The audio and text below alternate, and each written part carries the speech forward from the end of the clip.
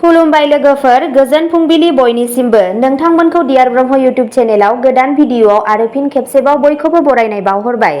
दिनै 30 जुलाइ 2024 मायथाइनि सानसेनि फानजामुथिखौ आं नोंथांमोननि सिगाङाव फरायथिनो लादों। गिबियावनो दङ मेष राशि। नोंथाङा बै जेंनाफोर आरो जिउनि नारसिननायफोरनिफ्राय रैखा मोनगोन जायखौ नोंथाङा गोबाव समनिफ्रायनो मोनदांबोगासिनो दं। वृषभ राशि। गुबैयै खैफोदनि समाव नोंथांनि सहायनायखौ दा खोमा। गुबै सम्पथि आरो राङारि लेनदेननि थाखाय मोजां सान। नोंथांनि गुबुनखौ गोहोम खोख्लैनो हानाय गोहोआ बान्था लाबोगोन। मिथुन राशि। नोंथांनि गोख्रों दिदोमथि आरो गिनो रोङैआ गोसोआरि रोंग'थिफोरनि गोहोखौ गोबाङैनो बांहोगोन। जायफोरा फालांगि सालायगासिनो दङ बिसोरो दिनै गावसोरनि बन्द सुबुंफोरनिफ्राय जायखिजाया सुबुरुन मोननो हागोन जाय बिसोरनो रांखान्थियारि मुलाम्फा होनो हागौ। कर्क राशि। नोंथांनि सहायनायखौ लाखि मानोना नोंथांनि अरायसम नाजानायजों लोगोसे सरासनस्रा बुजिनाय आरो बुजिनाया नोंथांनि जाफुंसारनायखौ बानस'गोन।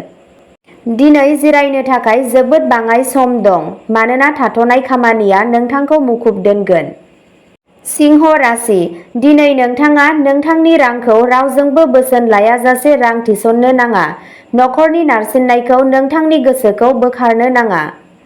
कन्या राशि। साननि जागायनाया एसे मेंनो रोङै जानो हागौ नाथाय जेरै जेरै साना दावगागोन नोंथाङा मोजां फिथाय मोननो हमगोन। साननि जोबथायाव नोंथाङा गावनि थाखाय सम दिहुननो हागोन आरो गावनि साखाथिनि सोरखौबा लोगो हमनानै बेखौ बाहायनो हागोन। तुला राशि। नोंथांनि सोरजिलु रोंग'थिफोरा जोबोद मुलाम्फा गोनां जागोन जुदि मोजाङै बाहायनाय जायो।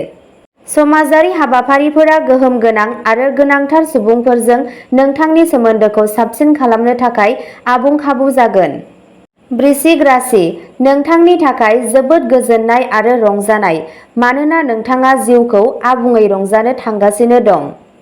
न'आव मोनसे हाबाफारि खुंनायनि जाहोनाव दिनै नोंथाङा गोबां रां खरसा खालामनांगोन। धनु राशि। नोंथांनि सहायनायखौ लाखि मानोना नोंथांनि अरायसम नाजानायजों लोगोसे सरासनस्रा बुजिनाय आरो बुजिनाया नोंथांनि जाफुंसारनायखौ बानस'गोन। नोंथाङा दिनै नोंथांनि सिगांनि गासैबो गोनो गोथोफोरखौ फोजोबनो हागोन। मकर राशि। नोंथांनि थाखाय जोबोद गोजोननाय आरो रंजानाय मानोना नोंथाङा जिउखौ आबुङै रंजानो थांगासिनो दं। दिनै नोंथाङा नोंथांनि फालांगिखौ गोख्रों खालामनो थाखाय माखासे गोनां थिरांथाफोर लानो हायो जायनि थाखाय नोंथांनि खाथिनि सोरबा सुबुङा रांखान्थियारि मदद होनो हायो। कुम्भ राशि। खामानि मावग्रा जायगायाव बैसोगोराफोरनि नारसिननाय आरो न'आव बेले-बेजेआ माखासे नारसिनथाय लाबोनो हागौ। जुदि नोंथाङा नोंथांनि मोजां मोनग्राखौ जुलि लानो लुबैयो अब्ला दिनै नोंथाङा बिसोरजों रायज्लायनांगोन। मीन राशि। नखरनि सोद्रोमाफोरा नोंथांनि जिउआव मोनसे जुनिया जायगा लागोन।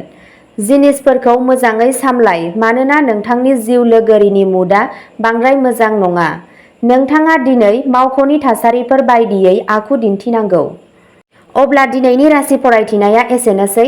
नोंथांमोनहा बेबादिनो सानफ्रोमबोनि फानजामुथिखौ मिथिनो थाखाय चेनेलखौ साबस्क्राइब खालामनानै लादो आरो भिडिअखौ नायनानै मोजां मोनदोंब्ला अन्नानै लाइक, शेयार आरो कमेन्टबो खालामनानै होदो।